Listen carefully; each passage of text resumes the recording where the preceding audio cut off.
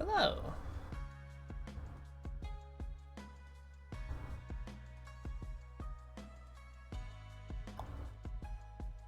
Here, don't capture 14. That's fine. There we go.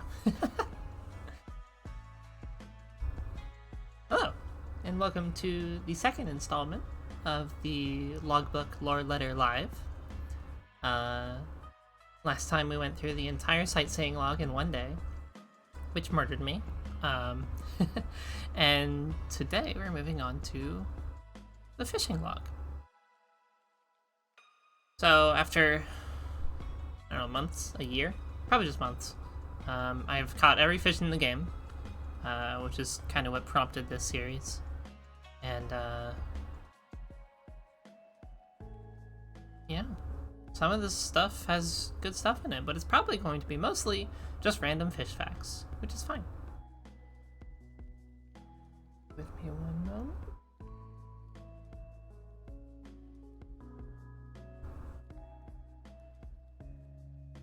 So a lot of fish, especially in A Realm Reborn, you can find in multiple fishing areas. So there's going to be a lot of fish early on that's going to not necessarily be very unique, and you just kind of find in a lot of places, such as malm kelp. For those of you that don't know, malm just means miles, or mile.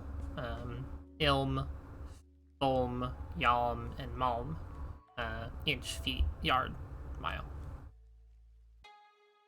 This dark green variety of seaweed, found in all 5 of Earzia's seas, has been known to grow up to a malm, 1,760 yalms, in length. Crayfish, a brown carapace freshwater crustacean commonly found in the rivers and lakes of Aldenard. So eager are crayfish to grasp at anything that may happen by, fishers boast that they need not even bait their lines to catch the creatures. Found mostly within the shroud. Chubs, found in rivers.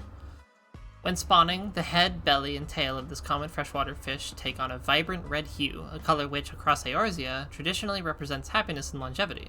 Because of this, chubs are often given as gifts to newlyweds. Found in Lenosha. The Merlthor goby, found on the coastlines of Lenosha. A vivid striped saltwater fish commonly found in the Strait of Merlthor. The gobies are situated near the bottom of the food chain and feed a great deal of larger species. This makes the fish an ideal choice for mooching. Mooching, in this case, means catching a fish and then hooking it back onto your line, throwing it back out, and using it as your bait. It's a pretty important mechanic for fishing in this game. Kinda cool. Limits and anchovies on the coastlines of Lenosha. For many generations, limits and anchovies were not actively caught due to their insignificant size. However, after a Keekern deckhand discovered one rotting in the corner of the bilge hold on a fishing vessel and found it to be sublime, the demand for salt-cured limits and anchovies has risen dramatically. Striped gobies, found in the rivers of the Shroud. A brightly striped freshwater fish native to the rivers and lakes of the Kurthis and Mordona regions. Kurthan legend states that the striped goby was not always a fish, but once a brightly plumed bird cast to the bottom of the seas by the Fury for flying too near her realm. I am curious. Because in the description it says it's in Kurthis and Mordona, but prime location's listed as the Black Shroud. I'm curious. Striped goby? Yeah, they're also there. Huh.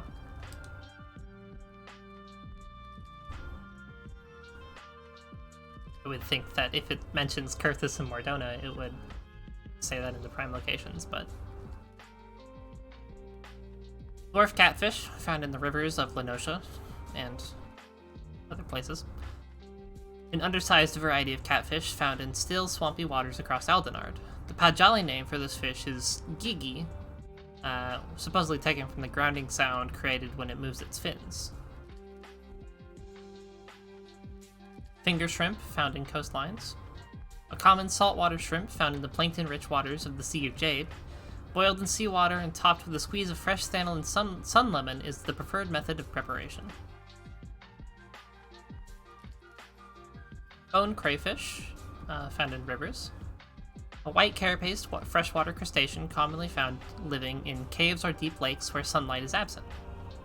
After molting, the new shell is so thin and transparent that one can see the creature's organs. White coral. A piece of sharp coral native to the shallow seas all along Eurasia's coastlines. A literal treasure of the deep, white coral has been used for ages in not only jewelry, but sculptures and other works of art. Princess trout. Unlike other freshwater trout, which make their habitat in swift-flowing rivers, the silver princess trout prefers the relative seclusion of inland lakes. This has made the wavekin a favorite amongst recreational fishers who seek a more relaxing pastime.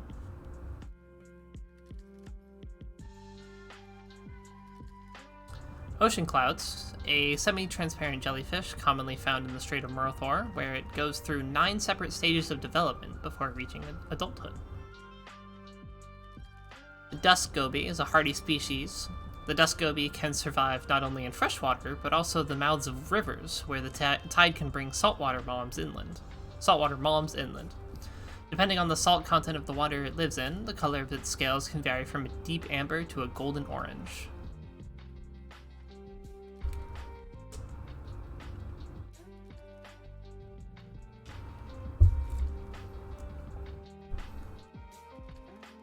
Sea cucumber, a purple, spiny, slug-like creature found in the shallows off the island of Mazlaya, and treasured in the Far East as a delicacy. Harbor herrings. This particular variety of herring will gather in busy harbors such as Limsa-Lominsa's Galadian Bay to feed on the small sea creatures which consume the waste dumped from ships. Pira is a fierce freshwater fish most commonly found in Gridania's Jadeite Flood and Black Tea Brook. Though not large or strong enough to inflict any real damage, Pira will bite the ankles of anyone who steps near them. So it's a piranha. Crimson crayfish, a scarlet carapaced freshwater crustacean commonly found in the streams and lakes of Vilbrand.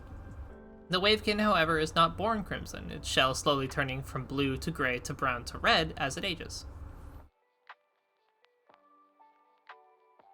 Fungola clam, a bivalve mollusk native to the island of Bianak, but found in all the 5 seas. Its rich, nutty flavor, in addition to its wide availability, have seen the Fungola clam become a common addition to chowders and stews across Eorzea. The gudgeon.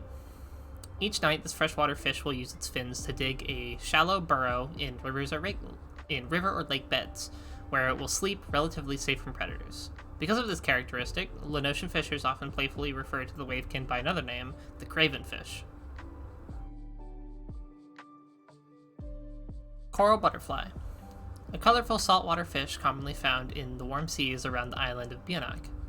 Not known for its flavor, the wavekin is most often put on display in aquariums. I should get something to write that down, because I'm gonna look up Bianak after this, because I don't recognize that name. Unless that's the small... No, because the small island off of Vilbrand is the place where Pharaoh Sirius is. I'm not certain about that. I'll try to remember to look that up later. Brass loach. This long, thin, brass-colored freshwater fish is believed to be native to the rivers and lakes of the famed saltmoor. The thick coat of protective slime covering the loach's body discourages most predators from feeding on the tiny wavekin, most predators, that is, except hungry Lalafellan farmers who consider the brass loach a delicacy. Moraby flounder. Legend states that once a normal fish, the flounder was stepped upon by the wanderer during one of his journeys and left for dead. Upon finding the fish, the navigator succeeded in breathing life back into the denizen of the deep, but could not restore it from its new flattened form. Maiden carp. Large schools of these dark silverfish can be found in the White Maiden and her tributaries. Their tendency to gather in great numbers makes them quite easy to catch, and as such, they have been a staple for those living in the Twelveswood since the time of the first settlers. Abelathian smelt. A tiny freshwater fish native to the lakes and rivers, fed by runoff from Abelathia's spine. Too small to fillet, the fish are usually tossed into stew pots and eaten whole. Blind fish. Commonly found in sea caves and grottos, the eyes of this freshwater fish regressed long ago, earning this specimen its name. As it has lost the ability of sight, it catches its prey, rather, by sensing changes in the flow of the water around it. The pebble crab, a small bluish-gray crab found in the tide pools along the Lenotian coast. Their tendency to cut fishing lines and steal bait from hooks make these wavekin despised by fishers.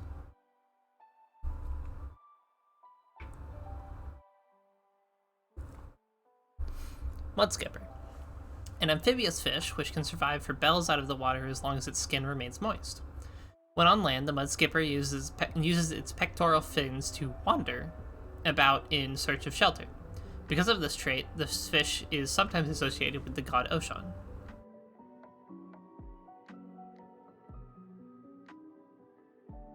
Rainbow trout. Found in the crystal clear rivers and lakes of Mordona and Kurthis, this fish's scales reflect all 7 colors of the rainbow, making it difficult to locate in the water. I wonder if there's a children's book about this fish.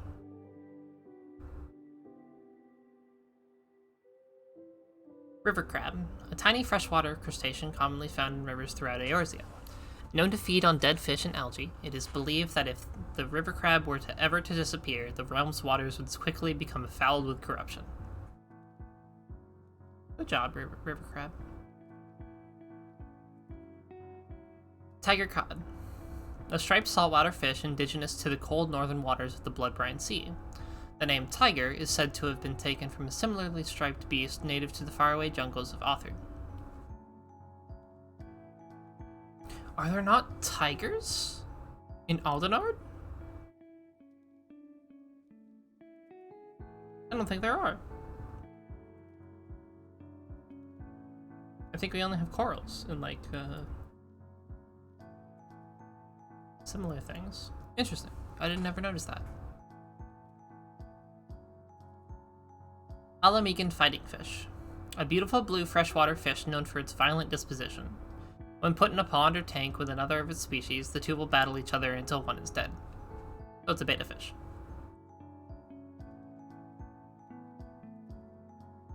Helmet crab. This saltwater wavekin, most commonly found in the shallows of the Strait of Merthor, is protected by a hard shell resembling a helmet. Renowned naturalist assistant Ataloon claims that, after slaying a few score, the shells share a similarity to those of diorites, and that therefore the two species must be related. Spider things? Or the scorpion things? Fairy bass. A common freshwater fish found in the rivers and lakes in almost every corner of Eorzea, a staple for many of the realm's smallfolk. Acorn snail. Believed to have hitched a ride on the hull of a trade ship, the acorn snail is an invasive species originally from the New World, far to the west. As it has few natural predators in Eorzea, its numbers have exploded in recent years.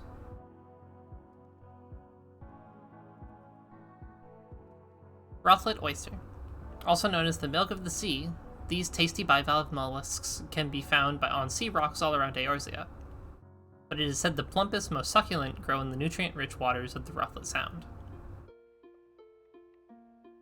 Dark sleeper. A small freshwater fish originally from the eastern continent of Othard.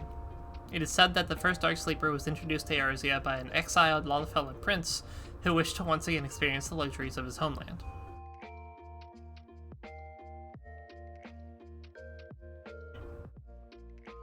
Lenotian perch. A fair-sized freshwater fish found distributed evenly throughout the lakes and rivers of Lower Vilbrand.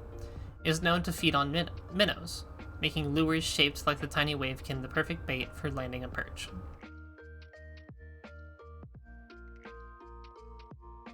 Navigator's dagger. These long, thin saltwater fish will oft jump out of the water and glide for yalms across the surface, using their pectoral fins as ersatz wings. Some fishers today still believe that the wavekin are knives thrown by Limlane at her enemies. Moat carp. Historic records state that these carp were originally introduced to the Jadeite flood to serve as food in the event of a siege. Legend has that a man in his faraway kingdom once caught 10,000 in a single sitting. Angelfish. A small, colorful fish native to the warmer waters of the seas near Marasidia. Since the calamity, more and more have been caught off of Eorzea's southern coastline. Copperfish. Copperfish's dull orange scales, a hue rare in freshwater wavekin, make this species popular amongst Oldon nobles, who apparently prefer even their fish the color of their coin. Not native to Eorzea, it is believed the first copperfish were brought to the realm by Far East traders. Bluebell salmon. Hatched far up inland rivers, bluebell salmon will travel all the way downstream to the Indigo Deep, where they will spend the majority of their adulthood. Then, however, when it comes time to spawn, they will return back upstream to the place of their birth.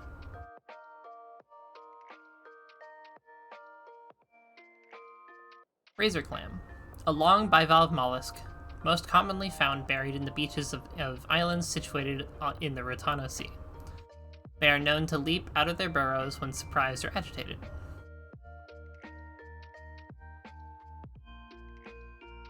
Mud crab. As its name implies, the mud crab spends most of its life in the muddy freshwater shallows of swamps and moors. There are still some superstitious small folk who believe that the wavekin are actually the spawn of golems, and will go out of their way to crush them under rocks upon finding one. Mean to them!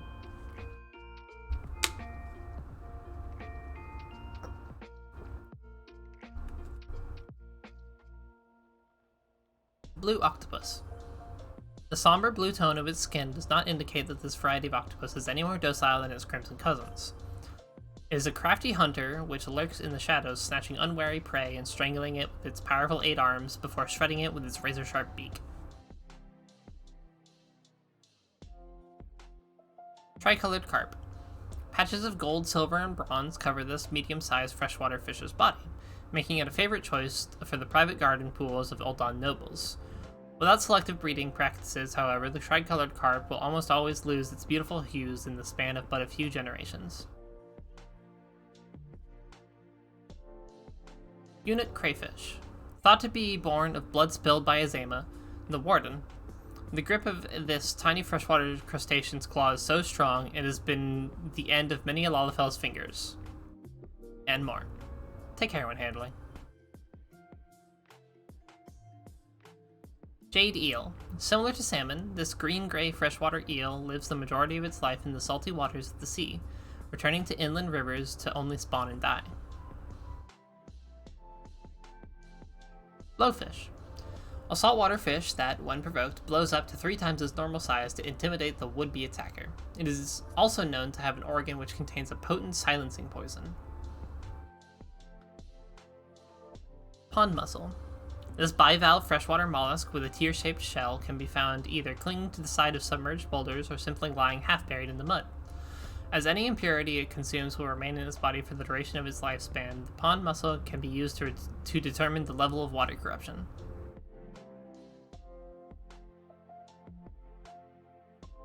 Warm water trout.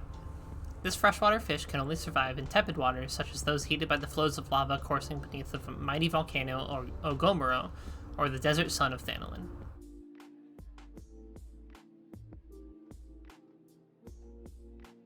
Glass perch.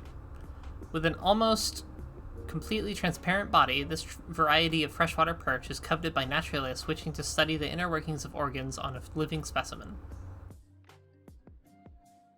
Four-eyed fish.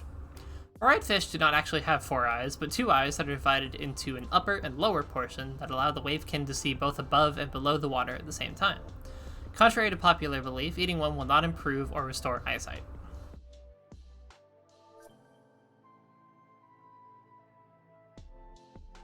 Saber sardine. This tiny saltwater fish travels in giant schools through the indigo deep to searching for food. Its razor-like fins have been known to cut straight through the strongest of fishing nets. Black eel. Black eels reach maturity in the Sea of Jade, at which point they return back up the Veladina and Hathova rivers to spawn. A popular ingredient in pies, these wavekin are best sought after at night, for they hide in holes and crevices during the daylight hours, only emerging to hunt after sunset. Dark bass. This freshwater fish, known for its voracious appetite, is originally native to the southern continent of Marasidia. As its only natural predator is man, dark bass numbers have risen greatly in recent years, especially due to the increasing popularity of the fairy bass. Blue coral. A piece of sharp coral native to the shallow coastal regions of the Rotano Sea, jewelry crafted from the material is oft given the name Rotano blue.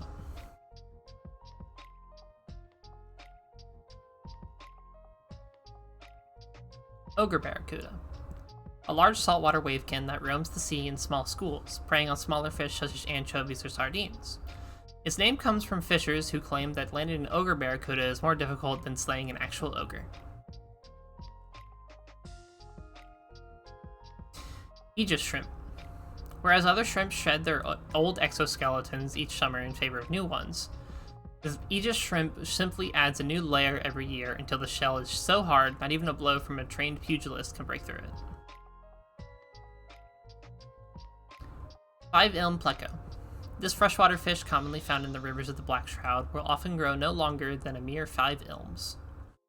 Itty bitty. Monkfish. This deep-sea dwelling wavekin attracts its prey with a tiny glowing appendage protruding forth from its disfigured head, and then swallows the poor victim whole with its unnaturally large mouth. It is believed that the name comes from the resemblance of the appendage to the candles monks use when transcribing manuscripts.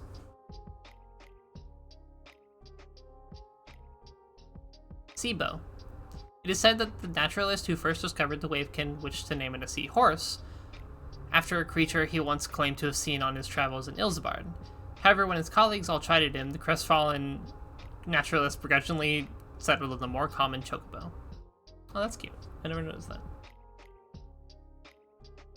Climbing perch.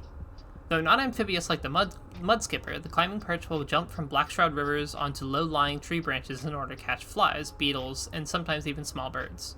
Oh.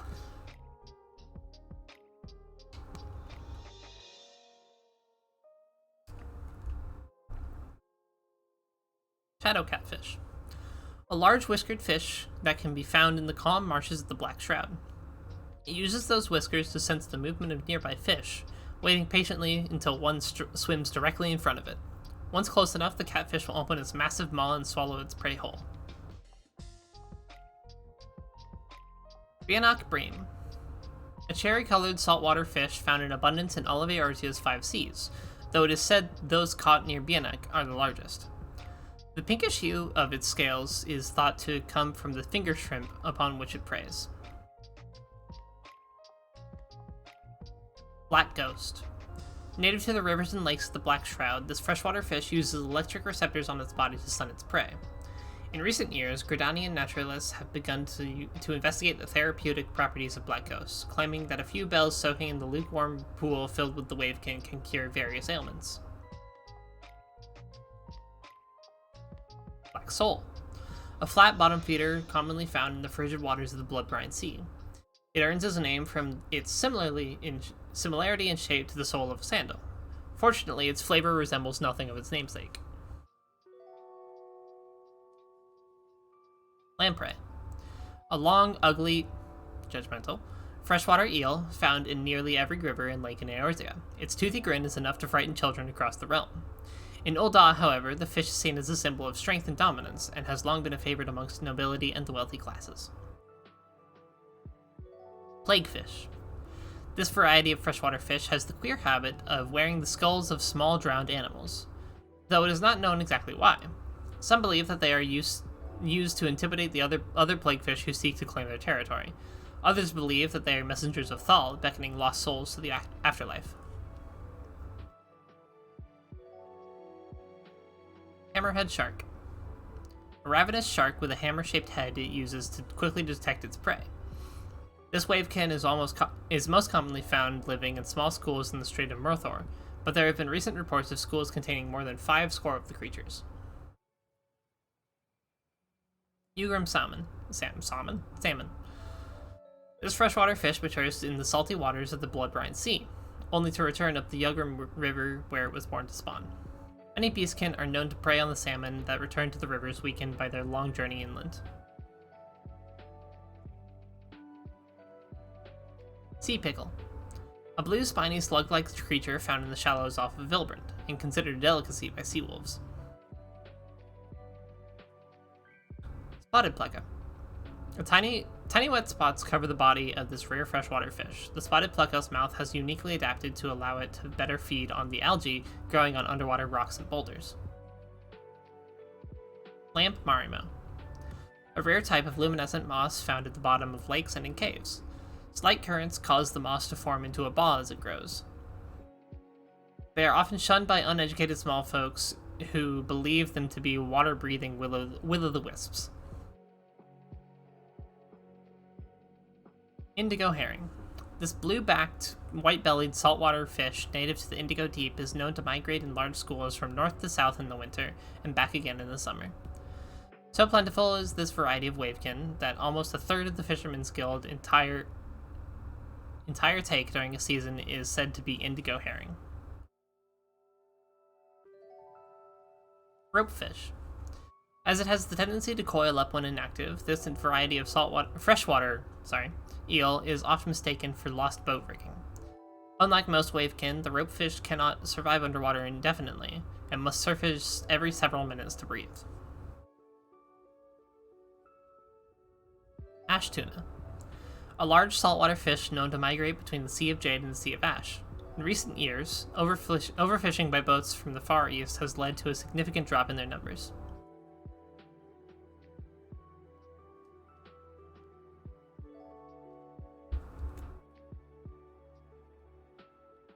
Grip killifish. A rare type of fish found in harsh environments, such as the stagnant rainwater ponds collecting in the basin of Empty Heart on the western finger of the God's Grip. Bone cleaner. A freshwater snail that survives solely on the carrion of animals that get caught and perish in the sucking mud of swamps and marshes. Root skipper. A small fish that is found only in Root's Lake in the Black Shroud. Similar to mud skippers, which can also survive outside of the water, root skippers can be seen sunbathing and feeding on the exposed roots of the wood's giant sentinels. Leafy sea dragon. Though once found all across the 5 seas, sea dragon numbers are now but a mere fraction of what they once were, due in part to Ishgardian culling parties. Bony tongue. A single flat tooth on the bottom of this ancient freshwater species' mouth gives the bony tongue its name. Primitive drawings of this selfsame fish have been discovered in caves only recently unearthed. Full moon sardine. A tiny saltwater fish native to the waters of Vilbrand. Unlike other wavekin, they feed only at night, their activity increasing as Memphina waxes. Mitten crab. The claws of this freshwater crustacean are covered in myriad tiny bristles, which provide the illusion that the crab is wearing mittens. Geralder haddock. A tasty saltwater fish indigenous to the cold waters of the Blood-Brine Sea. Its name comes from a legendary northern king who was said to have survived to the ripe old age of 7 and 50 summers, eating only the fatty flesh of this grotesque wavekin. Monk-unk. Monkey-unky?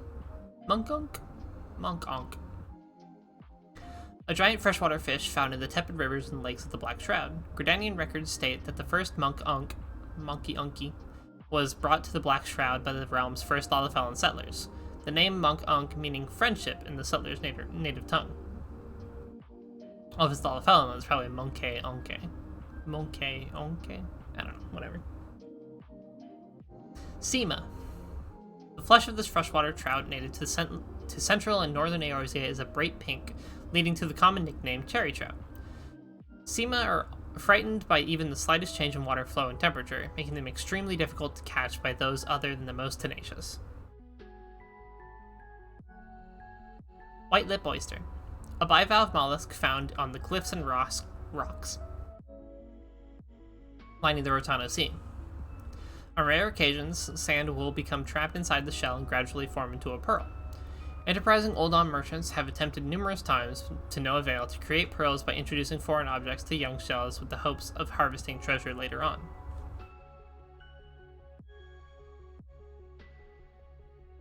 Sandfish, a tiny amphibious fish capable of breathing on land. This trait has allowed it to adapt to life in the deserts of Thanalan. Silverfish. As are copperfish and goldfish, freshwater silverfish are prized among well-to-do Eldons, and often kept as pets. 2 summers of crossbreeding were required to produce scales this lustrous. Clown loach. Bright patterns, similar to a clown's motley, cover this small freshwater fish from head to tail. Sand bream. A tiny sand-dwelling fish which can spend its whole life out of the water, gathering the moisture it needs to survive from the trace amounts of dew which seeps through the desert sands each dawn. Though given the name bream by those living in the desert, this fish actually has no similarities to the bream found in the sea, other than its size. Lavender remora, a violet-hued fish found in the warmer waters of Eorzea's southern seas.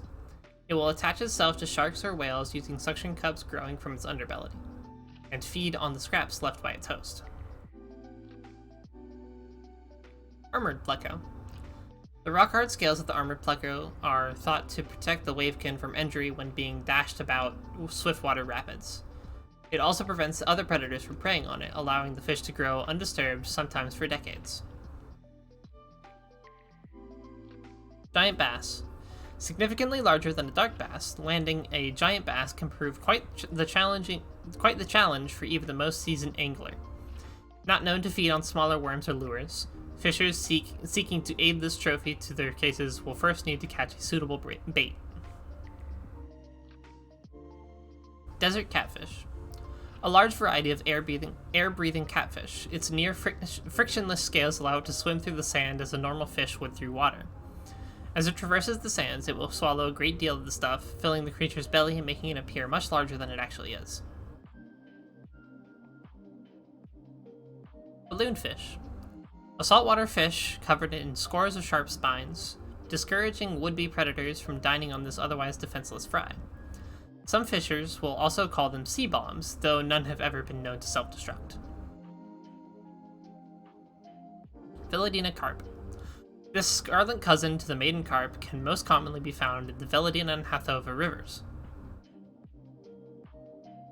A favorite amongst Wildwood and Duskwhite Ellison. Amazingly, one of the few things the clans actually agree on. Spotted puffer. The cousin of the sea-dwelling balloonfish, spotted puffers are unique in that they can survive in the brackish waters of deltas and river mouths. Dustfish. When threatened, this sand-dwelling fish will beat the ground with its fins, kicking up a cloud of dust and allowing it the opportunity to escape unscathed. Golden loach. Truly a prize, this bright gold fish, though rare, can be found in rivers and lakes across Eorzea. Despite fishers believing otherwise, naturalists insist that the golden loach is not a separate species, but merely a normal loach born with a pigment deficiency in its scales. Storm Rider. These sand-dwelling fish will skip across the desert until they are fortunate enough to stumble across a sandstorm, in which case they will spread their fins and ride the storm great distances. Trader eel. This freshwater eel, native to the rivers and lakes of Thanalan, will often display the unique trait of swapping its mate with other nearby eels when spawning. Because of this characteristic, the wavekin is oft used in religious ceremonies involving Nalthal. Crimson trout. A red-scaled trout commonly found in the rivers originating in Abelethia's spine. The color of its scales led past generations to believe that the wavekin fed on the blood of other fish. The theories of the current generation, however, are just as nonsensical, the most popular being that the crimson trout is a servant of Dalamud. Discus, a colorful freshwater fish that can only survive in rivers located in more temperate climes. Though there is no proof, most believe that the fish was introduced to Eorzean waters by foreign traders from the south. Antlion slug. This sand-dwelling slug is able to maintain its mucus coating by absorbing the moisture from prey it catches at the bottom of the conical pits, not unlike the ones antlions are known to dig. A famous author once wrote a novel, that he claimed was based on fact, in which antlion slugs were actually intelligent rulers of an underground kingdom. Red coral. A piece of sharp coral, rarely found in any of Eorzea's 5 seas. The material is so rare, in fact, that it often fetches prices similar to those asked for garnets or rubies. Bronze Lake trout. This species of trout was once only found in Vilbrin's Bronze Lake. Naturalists attribute to the spread of this wavekin into nearby rivers and ponds to birds who will catch the Bronze Lake trout from their eponymous lake, only to then let the fish fall from their talons when carrying them back to their nests.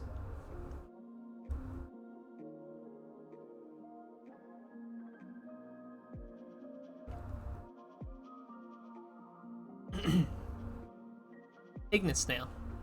The fiery red shells of the freshwater snail, also known as Ifrit's claws, are prized by the Amalja and are useful when bartering with the beast tribe.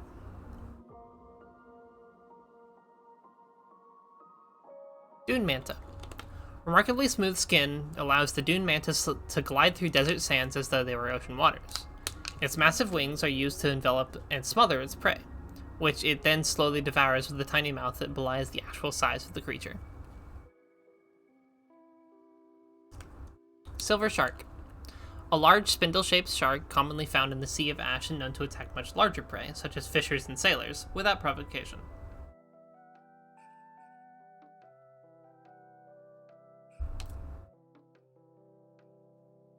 Loyal pleco. This variety of striped freshwater fish earns its name from the tendency to gather by the legs of any man or beast who enters its habitat. Old Dons, on the other hand, will often refer to the selfsame fish as the royal pleco, claiming that it received its name when a merchant presented the former Sultan Sasabal one at his coronation. Thunderbolt sculpin. A rare freshwater fish decorated with a thunderbolt-like pattern down its back. The Keepers of the Moon who inhabit the Black Shroud will eat one of these before a big hunt, claiming that it grants them speed and strength. Fall jumper. Fall jumpers are born with an inherent tendency to swim against the current. When they arrive at rapids or falls, they have no option but to leap out of the water in an attempt to continue upstream. Some Ishgardians believe this ability was granted to the fish when a drop of blood from a wounded dragon fell into a river in Kurthis and was swallowed by a trout. Knifefish. Freshwater knifefish is named such due to its resemblance, both in shape and color, to a flat blade. Unlike a knife, however, this wavekin is as sharp as a pumpkin, and has been known to swim right out of the water, only to suffocate on shore. Wahoo! A razor-fanged saltwater fish known to migrate through the warm waters of the Sea of Ash, following the schools of shrimp on which it feeds. While not considered a delicacy, the wahoo is treasured amongst alchemists who employ the bones and scales in several different medicines. Raincaller. This deep blue freshwater fish can be seen sticking its head out of the water whenever it rains, leading to people to believe it is the fish summoning the storm. However, naturalists have surmised that the fish are simply rising to the surface in search of food, mistaking the drops of water for insects. Oakroot. A giant freshwater fish found in inland lakes and rivers. Its name is derived from its resemblance to a knotty oaken root. Simple as, I suppose. Common sculpin. Found across Eorzea, this freshwater fish has highly developed fins and spines, which not only protect the wavekin, but serve as weapons for hunting its prey, which include insects and other creatures. Blacklip oyster.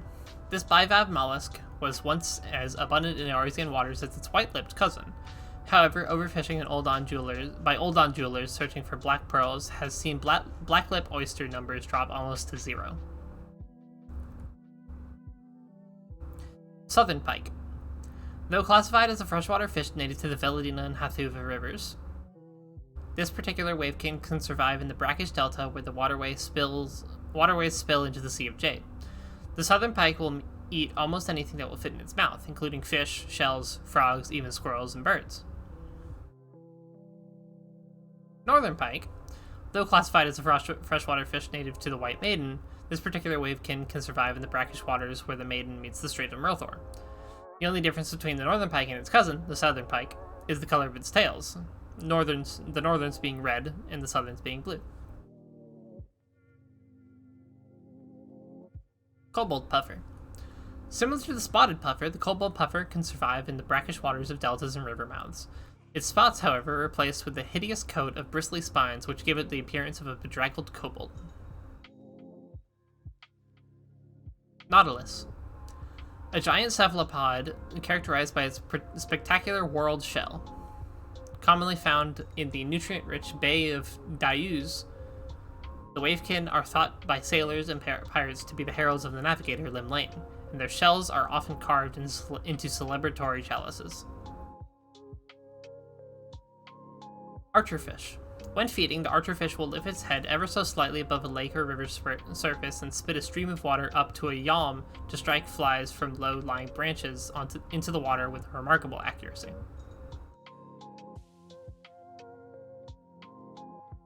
Cloud jellyfish.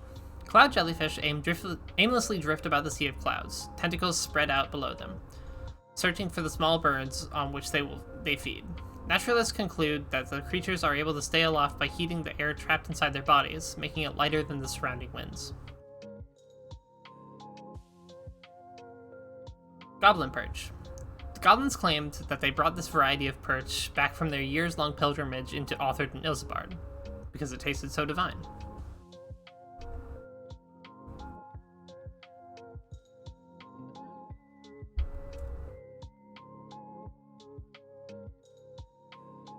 Ageless carp. A rare species of carp that can only be found in the Ageless River. So rare, in fact, that the small folk believe that even seeing one can bring 7 days of good fortune to one's family.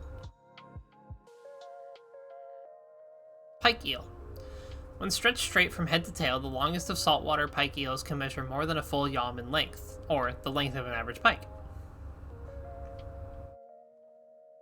Assassin beta. A violent species of freshwater fish from central Abalathia's spine that will attack other fish if they draw too near while feeding. Sludge skipper. Similar to its cousin, the mud skipper, the sludge skipper can also survive outside water for several bells. The sludge skipper, however, is at home in highly polluted pools where other creatures would likely perish. Skyfish. One of the more common creatures found living on the thermal currents above the Sea of Clouds. From a distance, the skyfish appears to be no more than a simple rod outfitted with 3 sets of transparent wings. Mummer wrasse. This saltwater fish's name comes from the odd lump on its head, thought to resemble a mummer's motley cap. During mating season, adult males will butt their heads continuously until the female selects which she concludes has the hardest lump. Cloudcutter. The swiftest inhabitants of the Sea of Clouds, cloudcutters will fly straight in a single direction for moms before quickly turning at some unthinkable angle and darting off in another direction. On rare occasions, they have been known to puncture the armor plating of airships. Boltfish. This freshwater anomaly possesses high concentrations of lightning-aspected ethereal energy, which can be used to inflict serious injury on any foolish enough to provoke the fish. Garpike. A hard-scaled freshwater fish native to southern Eorzea. The garpike is mentioned in the famous Raimdell Codex, where it is described as a 30-yalm monstrosity with 200 teeth and arms like a gooboo's. Fortunately for us, the garpike of Raimdell's time is no more. Blind manta. The blind manta is thought to navigate the Sea of Clouds in a manner similar to how bats keep their bearings, using sound and echoes to determine the location of cliff faces and other creatures.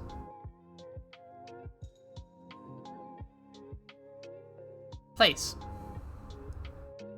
A bottom-feeding flatfish, the plaice is most commonly found blending into the sands covering the sea floor near the Isles of Umbra, where, rather than pursuing its own prey, it waits for an unsuspecting fry to happen by. Ilzabardian bass. Unlike its Eorzean cousins, the Ilzabardian bass is mean-tempered and quick to bite, attacking other species sharing the same lake until there are none left but its own. Ill luck is said to come to all who gaze into its deep red eyes. Pagothan discus. A brightly colored fish native to the warm waters in and around the Amalja territory of Pagothan. The fact that the wavekin has been spotted in locations distant from their stronghold has led Uldan officials to worry that the beast tribe may be seeding other rivers and lakes with the fish in preparation for the Amalja's advancement into these lands. Those lands. Boxing pleco. The largest pleco known to naturalists, this variety is known for violently flailing its fins and ramming its head into any unfortunate creature that happens to swim by, especially during the spawning season. Rift Sailor. The Rift Sailor uses the light elastic webbing between its ethereally charged wings to catch the roiling winds of the Sea of Clouds and glide across the rifts.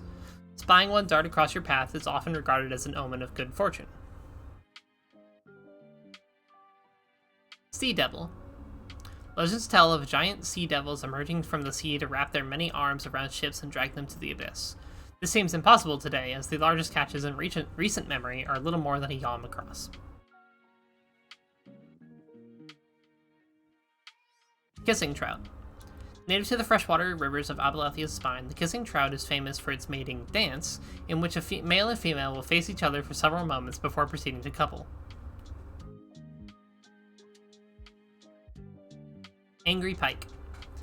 While all species of freshwater pike are known to be violent, this particular variety has been recorded actually biting clean through the ankle bones of wading fishers. The sheer ferocity of the angry pike has inspired many a hedge knight to take the wavekin as his sigil. Goldfish.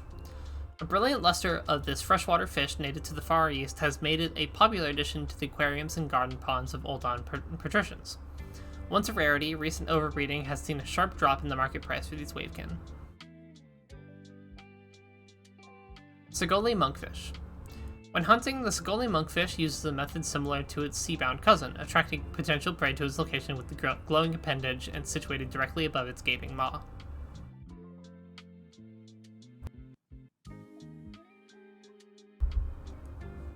Saucerfish. Lacking feet or wings to propel itself from the ground, only death awaits the saucerfish that is foolish enough to leave the Sea of Clouds. Ishgardian legends says that the saucerfish are the descendants of a plate of fish tossed out a window and into the Sea of Clouds by a finicky king. Rock lobster. A large crimson crustacean commonly found hiding in the rocks off the shores of islands. The rich, flavorful tails are regarded as a delicacy across Eorzea. Vampire lamprey. Just as its name implies, the vampire lamprey is indeed a sucker of blood, using its multiple rows of teeth to latch onto its prey, whether it be sea or land creature, and bore a hole from which to drink.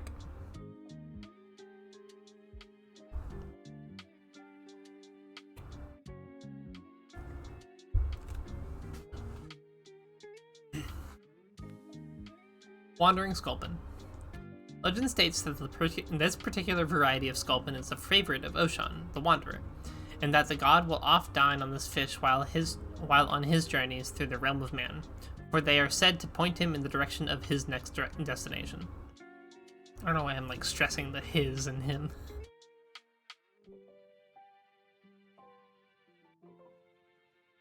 Goosefish. A large-mouthed saltwater glutton thought to feed on most anything, from smaller fish to seaweed to the flesh of drowned sailors. Pullers despise these wavekin, for once they are caught in the pullers' nets, they will devour anything else caught with them. Cave Cherax. It is said that not even a fishing line made from adamantite wire can withstand the cutting force of this legendary giant crustacean's claws. Coralfish. Two front teeth of this freshwater fish are exceptionally long and therefore protrude from the mouth, giving them the appearance of coral fangs.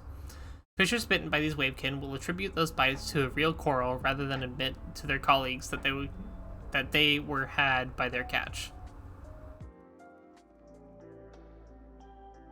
Little Thalaos. Despite the modifier, the Little Thalaos is anything but small.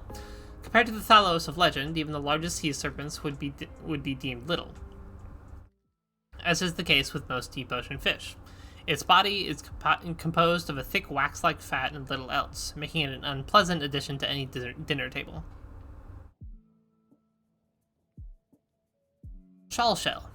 This enormous bivalve mollusk is easily recognizable by the unique wave pattern found on its outer shell. An old fisher's tale tells of a man who accidentally stepped in the mouth of one during low tide. Unable to move due to the shell's crushing force, the man eventually drowned when the tide came in.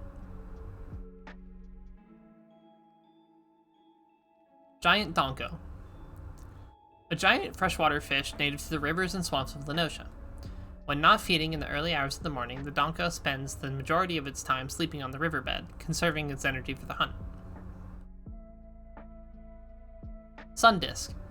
This freshwater fish has a bright yellow sun-like pattern across its body, from which it takes its name. Revered as holy by the Amalja, it is forbidden amongst the beast tribe to even lay eyes upon one, let alone catch, gut, and roast one over an open flame. Mahi mahi. Its name meaning stalwart in the Lalafellan tongue, this deep-sea predator is not only massive, but deceptively fast. Some sailors swear that a mahi-mahi can make the journey from Maricidia to the Ciel de Lace in less than a fortnight, though knowing most sailors, that claim may be slightly exaggerated. Halibut. While similar to the sole or plaice in appearance and behavior, the halibut is much larger than both, and can feed a Lalafellan family of 5 for several turns of the sun. Alligator garfish. A legendary freshwater fish said to have a head not unlike that of an alligator, complete with rows of razor-sharp teeth. The creature is oft used by Dunesfolk mothers who seek to frighten children who do not listen to their elders, go to bed early, or chew with their mouths closed. Woot's knifefish. After many generations of living and breeding in waters tainted with Woot's ore, this knifefish has absorbed so much of the rare mineral into its body that it shows in its scales. Giant catfish. A giant freshwater fish found throughout Aldenard and known for the decidedly feline whiskers which it uses to detect the movement of prey. Caravan eel. After maturing in the Grand Wake, caravan eels will form long lines in the sand to make their way back to the Segoli Desert to spawn and die. Maslaya marlin. A large saltwater fish found in the warm waters south of the Sea of Ash and known for its remarkable swimming speed. Legend says that after stealing one of Limlane's scepters and using that speed to escape, the navigator was so infuriated that she placed a curse on the wavekin, dooming it to death if it ever slowed. Coelacanth. An ancient species of saltwater fish which appears to have flourished in times well before the Allagans built their empire. Thought normally to reside near the bottom of deep-sea trenches, the coelacanth has been known to rise to shallower waters in order to spawn, something it is believed the wavekin does only once during its 100-summer lifespan.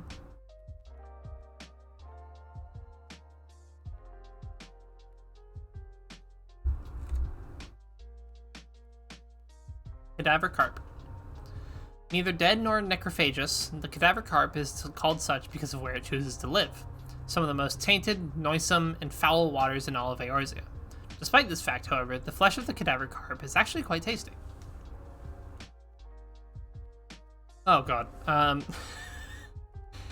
Rhamphorhynchus. Its massive lance-shaped nose makes this legendary denizen of the Sea of Clouds a formidable nuisance for airships passing through the area. Though not in any way, shape, or form a dragon, many Ishgardians believe the Rhamphorhynchus to be a minion of the Dravanian horde. Giant squid.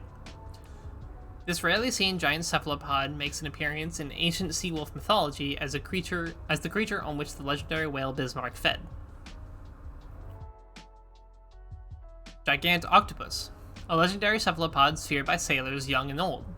Tales of these cyclopean creatures tearing up ships and dragging them down to the abyss can still be heard in alehouses and inns not only in Eorzea, but across Hydaelyn. Sunfish. Legends say this giant saltwater fish will help those stranded in the water by allowing them to ride it back to shore. The Nykthys. A legendary shark-eating saltwater fish covered in thick armor and said to have once been worshipped by the Sahagin.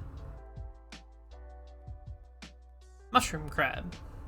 This amazing crab will rub its shell against funguars to collect spores, which it will then grow on its back. The fungi are said to induce visions, including those of a famous No,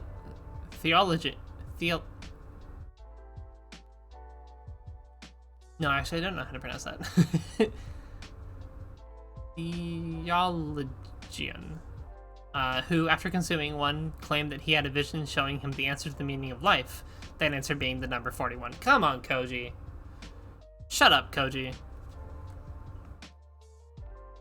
Judgment Staff.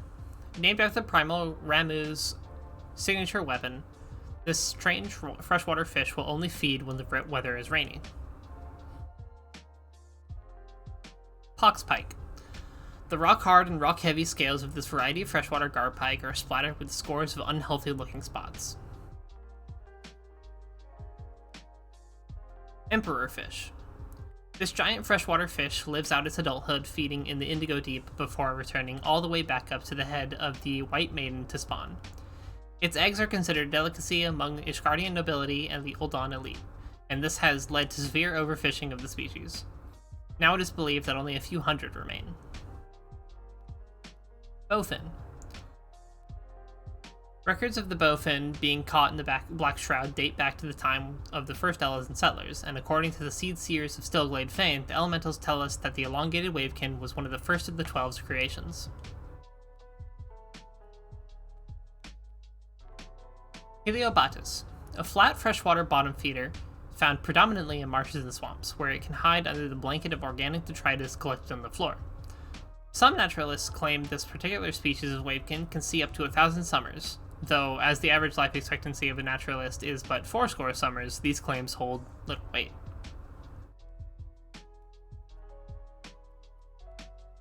Megalodon. A legendary shark with a mouth so large and an appetite so enormous, it is said it can swallow an adult Rugidan whole.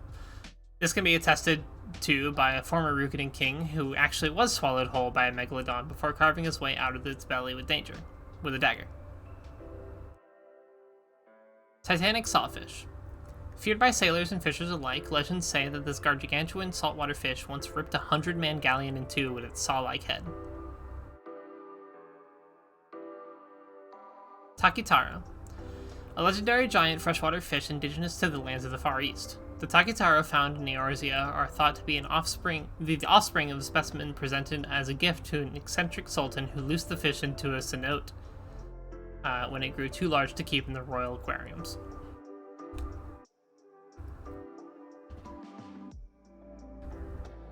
What did it breed with? Interesting. Piraruku. A legendary giant freshwater fish rumored to live in the bottomless swamps hidden deep within the unexplored regions of the Black Shroud. This snake-like wavekin is rumored to grow as long as an Elezen is tall.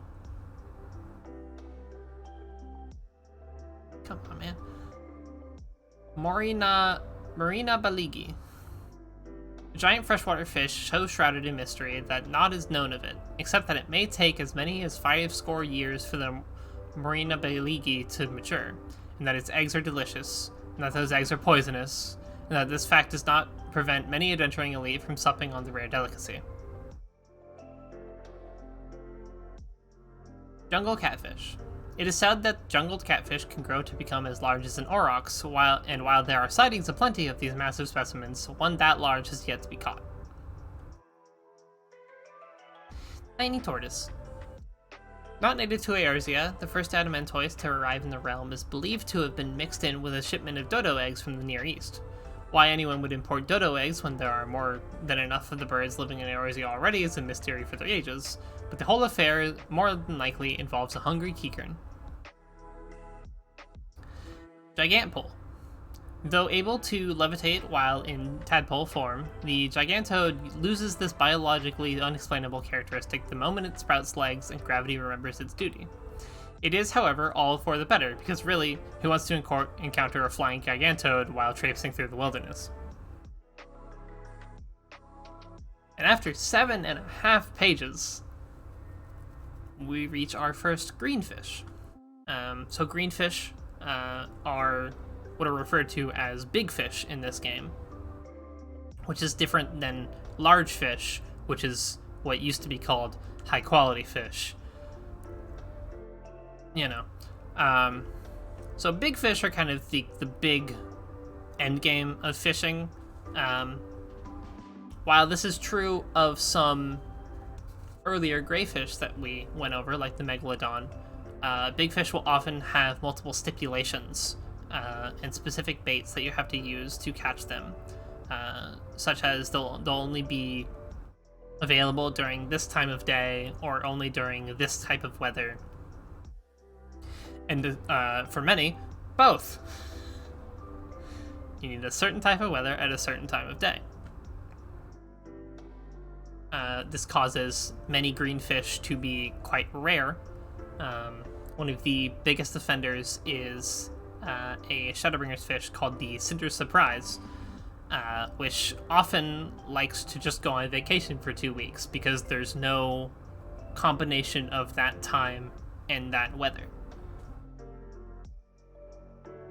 But I don't think there was anything in A Realm Reborn, which is the area we're still in here, that was quite as bad as a lot of the later, time requirements. But a lot of A Realm Reborn fish hate to bite. They hate to bite so much, and they break your line all the time. So Lara. In addition to having grown into an immense size, this angelfish has evolved to possess venom most deadly.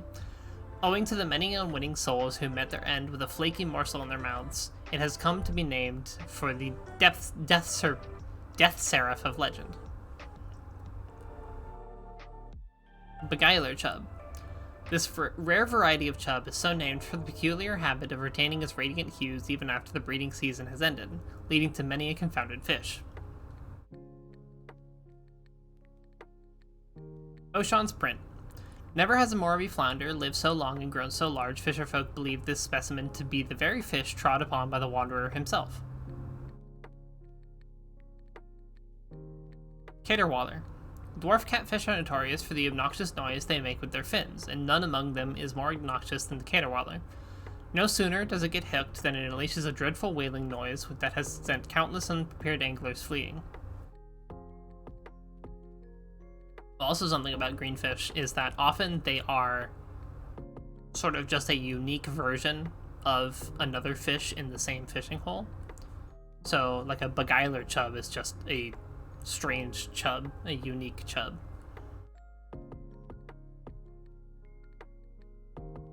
Crystal perch, a rare specimen of glass perch that has attained even greater clarity in its transparent body. The play of light it produces when held to sunlight is a marvel to behold, such as the crystal perch here. It specifically mentions the glass perch, and the fishing hole you can find the crystal perch will also have a glass perch there. Moldva. This Alamegan fighting fish has never known defeat, and for this remarkable feat, folk have named it for the celebrated gladiator. Junkmonger. No goosefish has ever had such a voracious appetite as the junkmonger, who feeds upon refuse such as bottles and fishing rods with as much relish as it would an Uldan banquet. Goldenfin. So much alike gold is its color, this rare variety of coral butterfly has sent many a greedy pirate to a watery demise. For this it has come to be known also as the fool's fish. Gigant shark. Once an ordinary silver shark, legend holds that this gigant shark grew strong through its eternal rivalry with the dreadful octomammoth.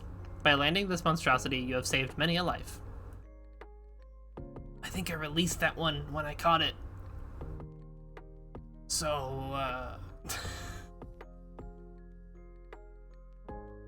Armorer. This rare shell-bound wavekin is named for the metallic scales that protect its 1 foot from predators. Great Gudgeon. If the gudgeon is the craven fish, then the great gudgeon is the greatest craven of them all. So completely is it able to conceal itself within the sand, most folk are still dubious as to its existence. Dark Knight. Despite its ruthless reputation, the Dark Knight is a sorely misunderstood fish. Ask yourself, how far would you go in order to survive in the forbidding environs of the unholy air? Silver Sovereign. This primordial wavekin can grow to a length of 3 yawns, or half again taller than a Rugadin. Few fish afford the catcher greater bragging rights than the Silver Sovereign. Saber-toothed Cod. This tiger cod has developed the wickedly blade-like fangs for which it is named. Would-be catchers are advised to exercise the utmost caution when removing the hook from its snapping maw. Dream Goby. In times of yore, there existed a nomadic people who believed that, in times of want, a gigantic goby would appear in their dreams to herald the coming of plenty. It is from this tradition that the dream goby derives its name. Navigator's Brand. Cousin to the Navigator's Dagger, fishers believed that this wavekin was the blade that Limlane threw at Ocean in her fury at having her naked form espied.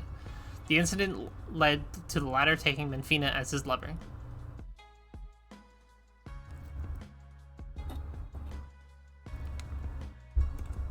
Ocean's kind of a dick. He steps on a fish that Limlane has to nurse back to health. He peeped on Limlane and got a fish thrown at him. And was like, I'm gonna go fuck the moon, I guess.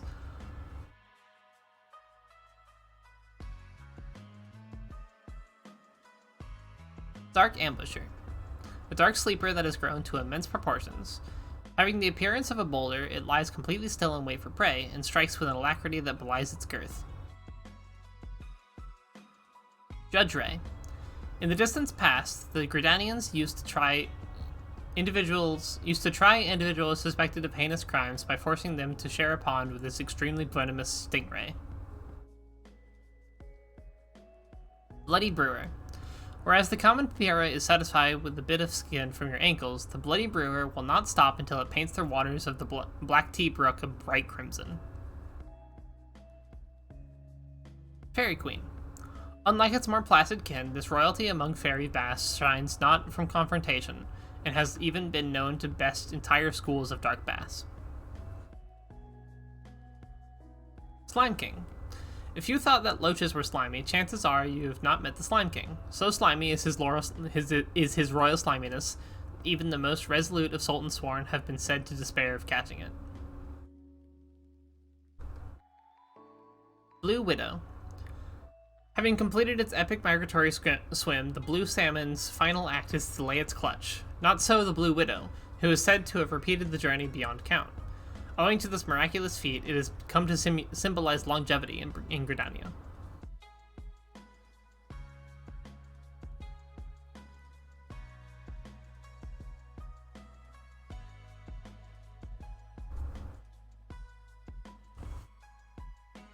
Ghost Carp. The mischievous hand of fate has given the ghost carp a countenance of a man when beheld squarely. Superstitious folks believe that the souls of drowned sailors are trapped within such a fish, and will utter a warding prayer if they should have the ill chance to come upon one. Carp Diem. The carp who seizes the day is the carp who lives the longest. The truth of these words is attested by the Carp Diem, a moat carp that has for generations eluded the lure of anglers.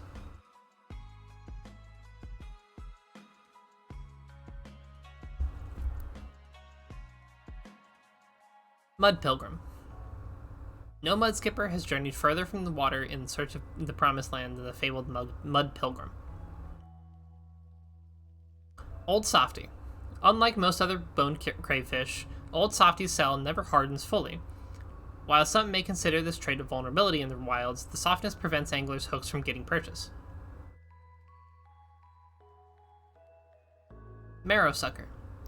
Nature has bestowed this freshwater snail with prodigious size and a powerful suction to match. Any carrion it chances upon is cleaned inside out. Chirurgeon.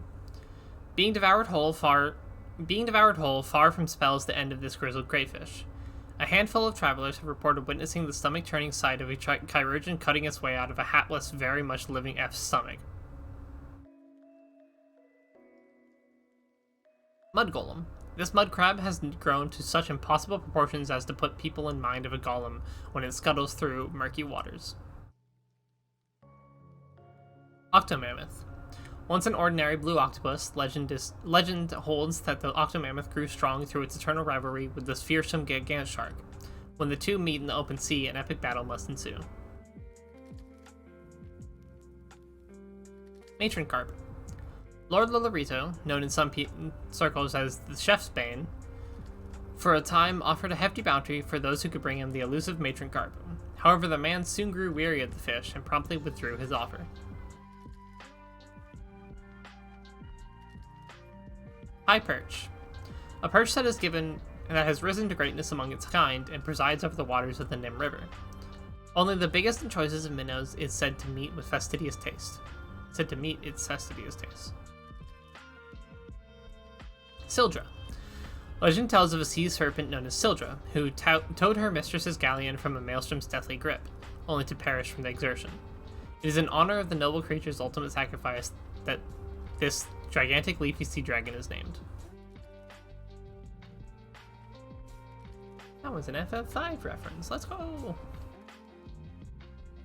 Rivet Oyster. An enormous oyster, so named for the tenacity with which it clings onto rock. Those who desire to catch it must be prepared to pull up entire outcroppings.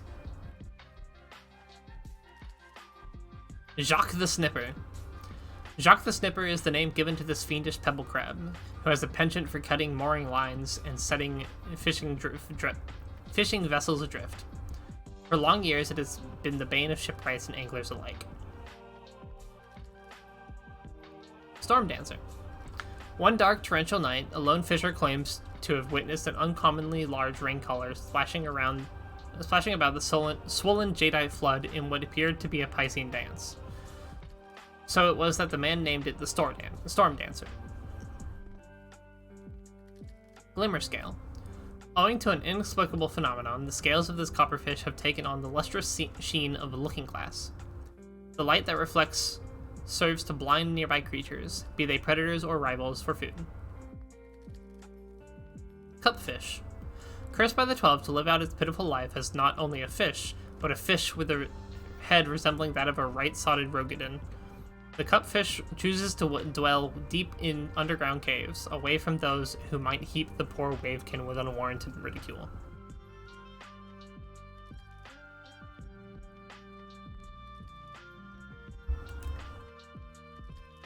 Meteor Survivor.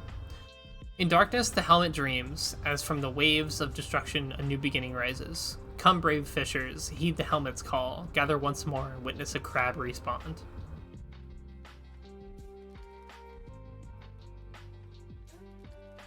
Joan of Trout. Caught alive and lashed to a spit, thrust into a cook pit and left to suffer the hellish flames for nigh on a quarter bell. Yet the flames would not take her. Drubbed and beaten, tossed into a pot of scalding broth and left to endure the roiling currents as they cooked her flesh to the core. Yet the water would not have her, and thus was Joan returned to the lake.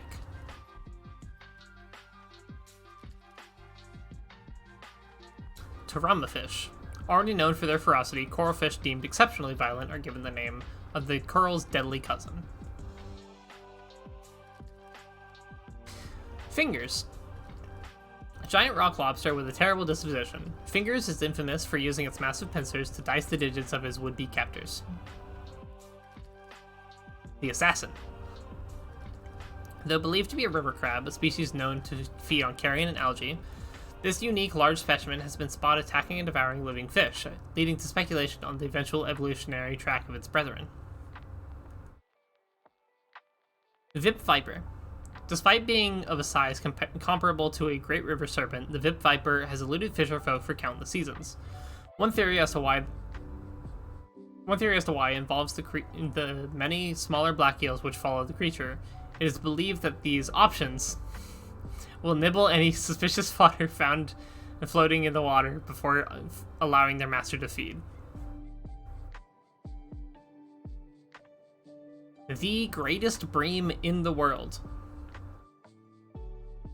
Another of Koji's sins, I see. This is not the greatest bream in the world. This is just a tribute.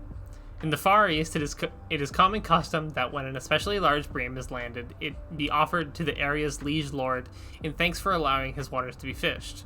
So as not to insult the lord, the catch is oft presented under the pretense that it is the greatest in the world. Dirty Harry. Whereas most herring have an expected lifespan of a little more than 12 moons, this clever kipper has seen more than thrice that amount due to its ability to maneuver his way through schools so as to place himself far from danger, yet close to dinner.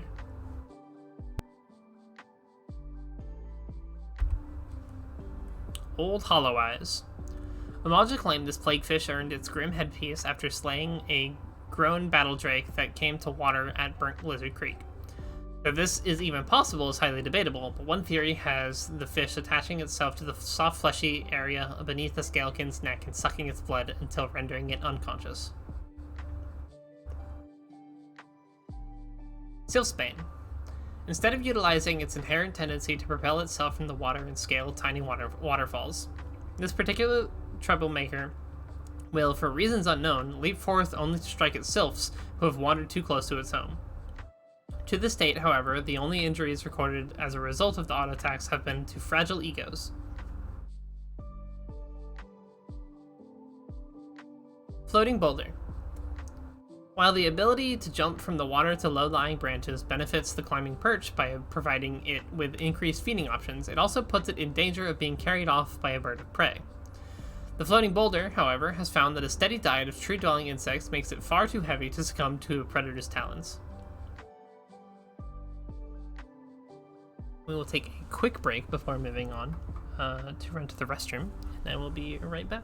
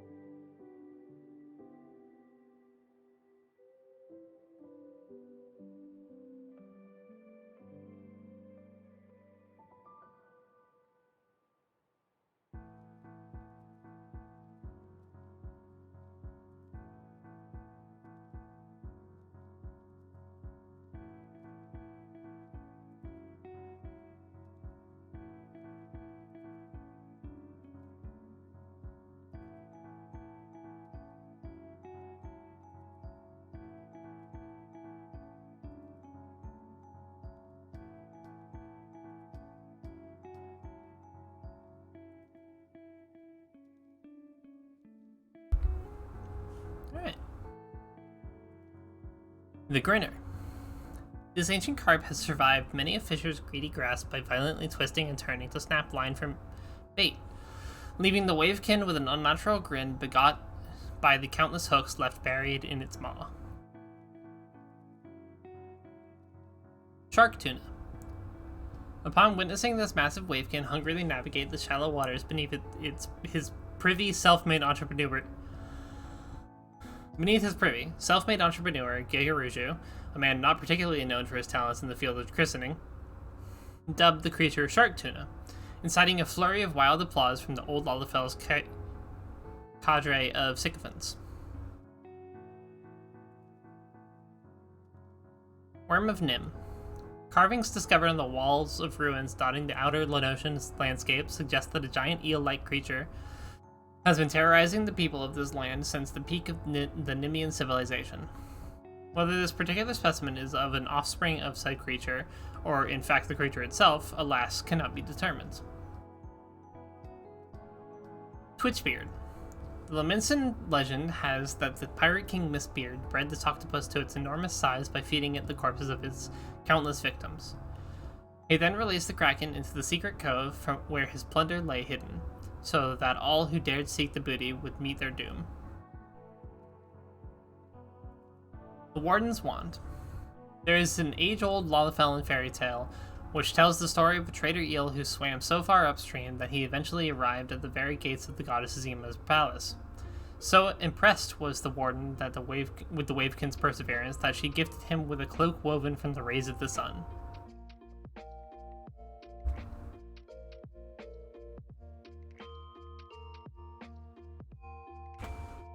Oops. Spearnose.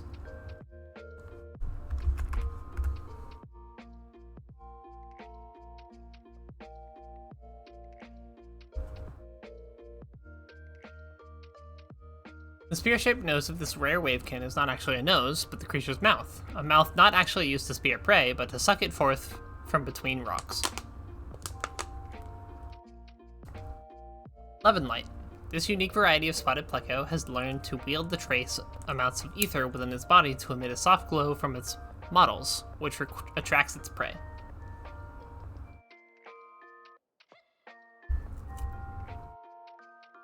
The Sinker. Unlike his brethren, who, after hatching, navigate their way downstream in search of food, the Sinker instead chooses to remain near spawning grounds where he can feed alone without worry of rivals. His tendency to remain motionless on the riverbed has given rise to his playful moniker. The Gobfather.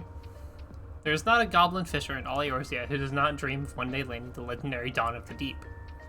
That road, however, is long and filled with peril, for it is rumored that those who make it their purpose to seek the great perch off vanish, never to return again. Sweet Newt. When attacked, this carnivorous amphibian will release an aromatic substance from its pores that either drives the would-be predator away in disgust or tempts the creature to feed upon the newt. The sweet secretions, however, are highly toxic and cause instant paralysis upon ingestion, rendering the predator into the prey. Bombardfish. Playfully named after the giant void scent which terrorized the realm in the final years of the 6th Astral Era, we should not be frightened of the size of this balloonfish, but the size of what this balloonfish encountered to cause it to swell to its current diameter. The Salter. A stickler for the precise commixture of salt and freshwater, this particular puffer will not tarry in one location over long, swimming hither and thither so as to remain within currents with the desired concentration. To even have a chance of predicting its erratic course, one must learn to read not only the tides, but the skies. The Lone Ripper. By shunning its natural instinct to travel and feed in schools, this hammerhead shark can devour prey in its entirety, allowing for growth to a size heretofore unforeseen in its species. The Lone Ripper will oft hunt during times of storm, and the froth created by the churning of the waves causes disorientation in smaller fish, making them easier to catch. King of the Spring.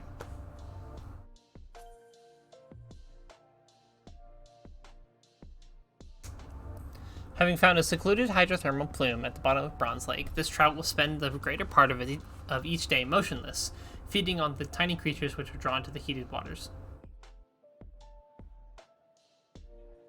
Discobolus. Scars up and down the Discobolus's back reveal a lifetime of heated battles with geek-wielding Amalja warriors. That a fish which, on the outside, appears no different from any other, can withstand the rending of its flesh is an attestation of the species' resilience. Iron Noose. Scales like metal and a spine tougher than any sailor's rope have seen this ropefish survive far more summers than is common in the species. It has even learned to better conserve the air it intakes, so that it need not rise to the surface overmuch, further prolonging its life.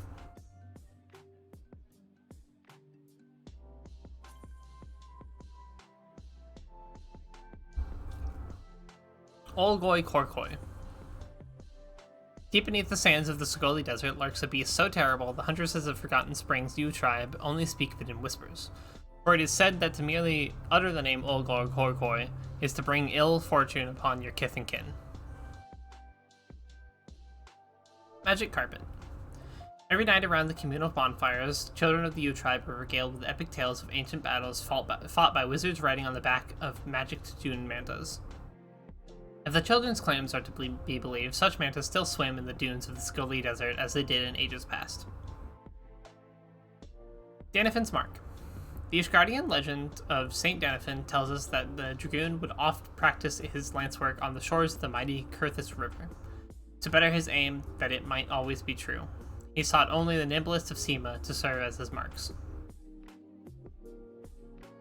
Charon's Lantern. Uneducated smallfolk across the realm are vindicated upon learning that while normal lamp marimo have no relation to the will-o'-the-wisp or other phantasmal apparitions, this particular ball of moss, after being accidentally devoured and then subsequently excreted by the soul eater Rangur, is now harboring several of the beast's stolen spirits. The Green Jester. A night in the foul belly of a morble was not nearly enough to finish off this hardy loach, and if anything he emerged from the Seedkin's nethers the following morn even stronger, if not a touch more green.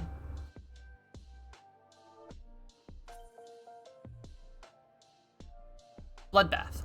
In her attempt to stay the hands of time, Lady Amandine would not only bathe in the blood of maidens, but the blood of just about anything she believed had skin more smooth or supple than hers, including forest fauna. As a result, especially plump Munka Unka were poached to near extinction at the behest of the vainglorious crone.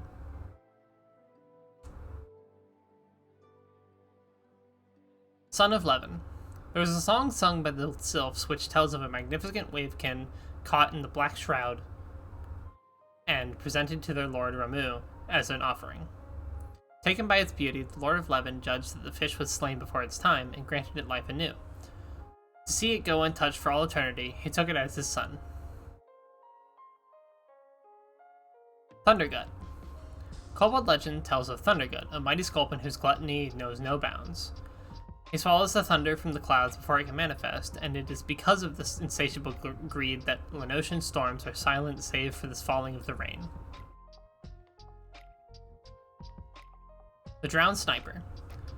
The archerfish is already known for its uncanny ability to pick off targets from afar. This particular specimen, however, is said to never have missed a target, leading to rumors that the wavekin is possessed by the spirit of a famous local marksman who was drowned in the Aegis River by his wife after being caught bathing with a young maiden. The Terpsichorean. When selecting a mate, female mitten crabs will look no further than a male's claws. To make their mittens appear larger than they actually are, some males will put on a dance in which they wave their arms back and forth, a technique that works surprisingly well, and can be attested by all the baby crabs in Raidcatcher Gully bearing the Terpsichorean's features. Mirror Scale. This silverfish's scales are so polished that predators are oft frightened away by their own reflections. It is believed that this level of brilliance is maintained by a mirror scale rubbing his body in the fine ashen sands deposited by nearby Orgomero's frequent eruptions.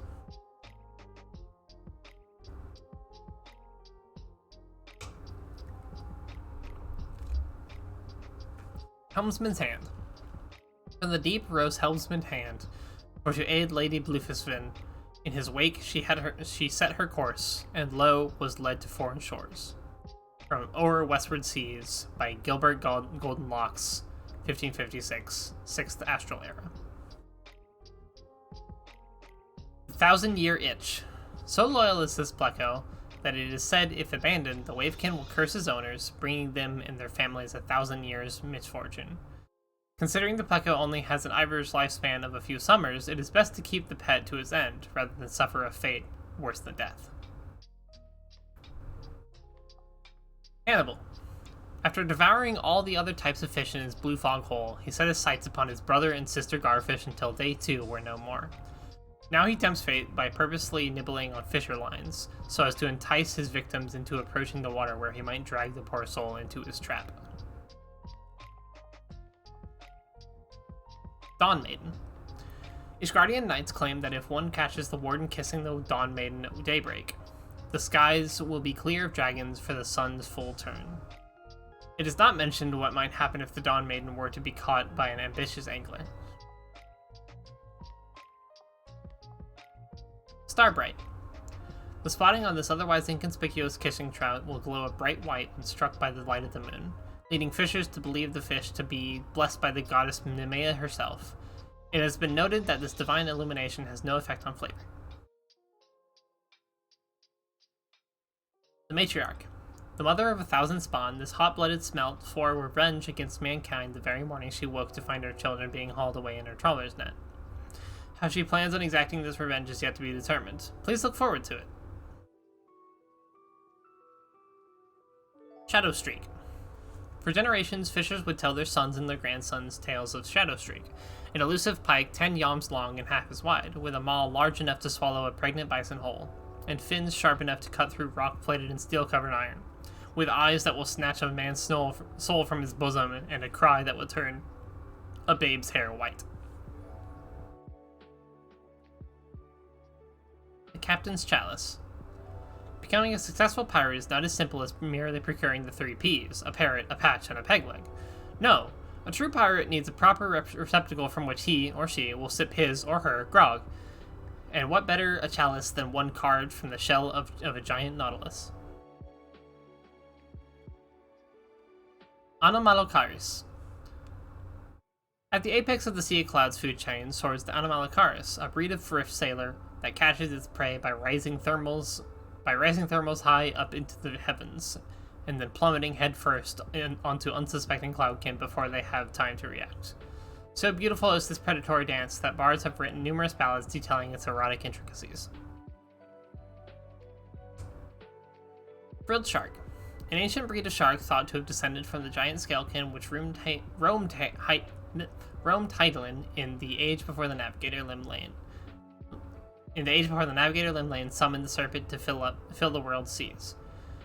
Its multiple rows of razor-sharp teeth are arrayed in a pattern so complex that once caught in them, nothing short of excising the affected area will free it. Aetherlouse.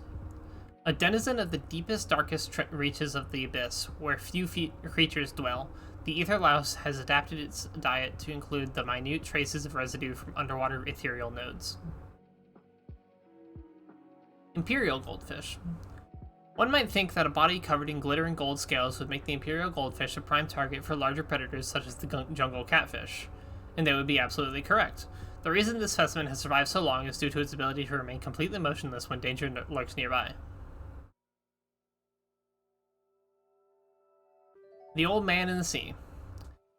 This giant marlin earned its name after a legendary struggle with one of the realm's most famous fishers.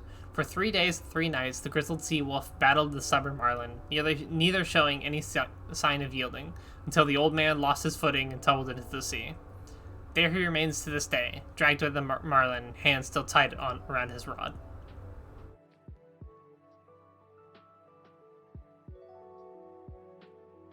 Neptodragon.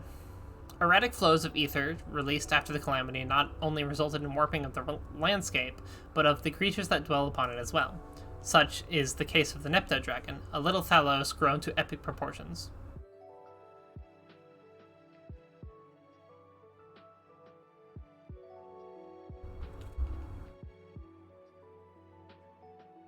Coelacanthus. A slightly larger, slightly older, slightly more elusive cousin to the coelacanth. The deep-sea coelacanthus will only rise to the ocean surface to feed on nights when the moon is hidden behind a veil of clouds. Endoceras. So rare is this spear-shaped wavekin that 10 summers may pass before one is caught in a lucky puller's net or found suction to the hull of a warship. Sea Hag. When Sahagin hatch, they are all inspected by the elders for signs of weakness. If the spawn is not deemed in proper health, it is cast into the deep as an offering to the Sea Hag, a massive fish the beast tribe believes to harbor the spirit of a legendary hero. Ignis horn.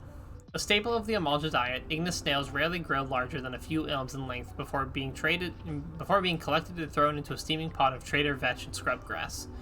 When allowed to thrive, however, they can achieve unthinkable sizes. Void bass.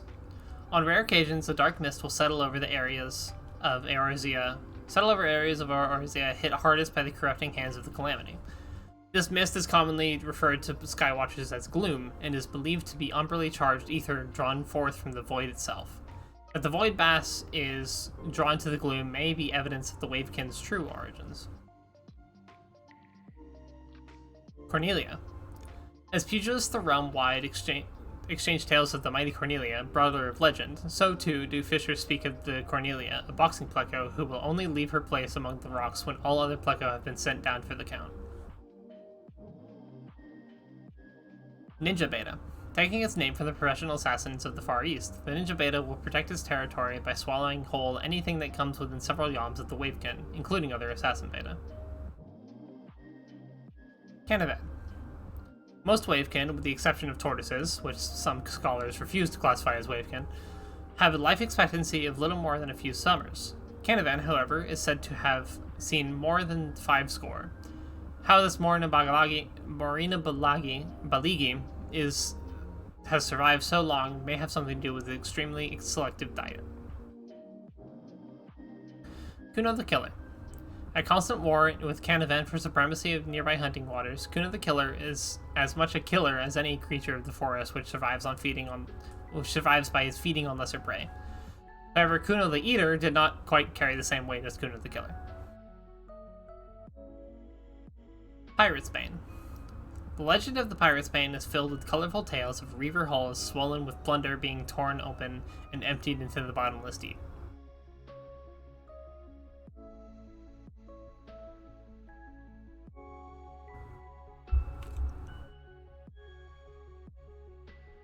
Dendeki.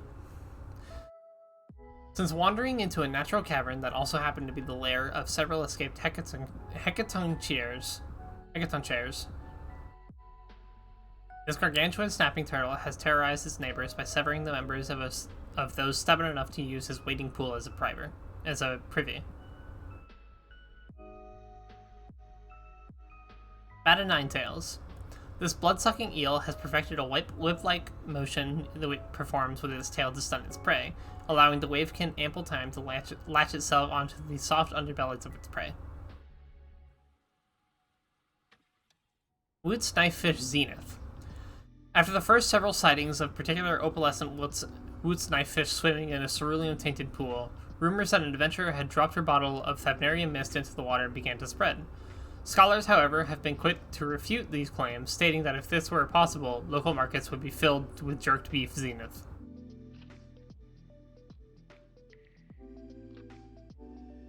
Helicoprion. Unlike those of most creatures in Eorzea, the teeth of the Helicoprion never cease growing, nor do they ever fall out. The result of this painful phenomenon is a maw filled with a swirling set of curved blades that resembles the inner workings of some strange machina from a forgotten age.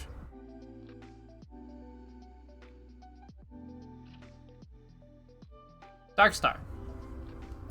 A life of dwelling in the pitch-black depths of the abyss have rendered this pike's eyes unusually sensitive to light, to the point where even a single lamp marimo will drive the Wavekin into the darkest recesses of the sea. Blue Corpse.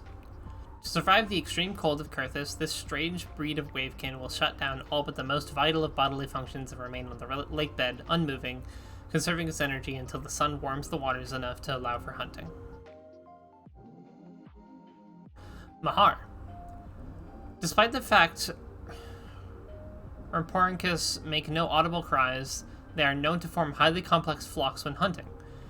Realm nephrologists attest this to an advanced form of communication through thought projection initiated by an alpha male, Mahar being one, and imitated through the flock by the lesser members. Chonosaurus. At a recent symposium held for nephrologists, biologists, and other scholars of the Sea of Clouds, naturalist Marcet Mann presented a thesis claiming that the Reimdel's classification of the Chonosaurus as a cloudkin is mistaken, and that the creature is in fact a scalekin. Needless to say, she was laughed off the stage by her peers. Magic mushroom. With over 1,000 different varieties of fungi documented in Eorzea alone, the probability that sooner or later an unknown mushroom crab will collect the spores of a particularly nasty species is higher than one might think, and that which does not kill the crab can only make him more magical. Giant Takitaro. Tales of a massive Takitaro living in the waters of the Black Shroud once had fishers flocking to the forest in search of the wavekin, until it was learned that the tale was started by a drunken boar hunter who hit his head after falling into Earth's fount with his faithful bloodhound, who had also been drinking from the hunter's wineskin. Namitaro. Determined to retain his claim to the underwater throne of Earth's fount, the Namitaro is in a constant battle with similarly legendary fish that reside in the Holy Lake. So large is the Namitaro's dorsal fin that it can create foam-high waves simply by turning. Blood-red bony tongue. Knowing that its bright red skin might alert potential prey to its presence, the too clever by half blood-red bony tongue will only hunt during foggy conditions. And that's the end of the Aroma Mornfish, I believe. Yeah.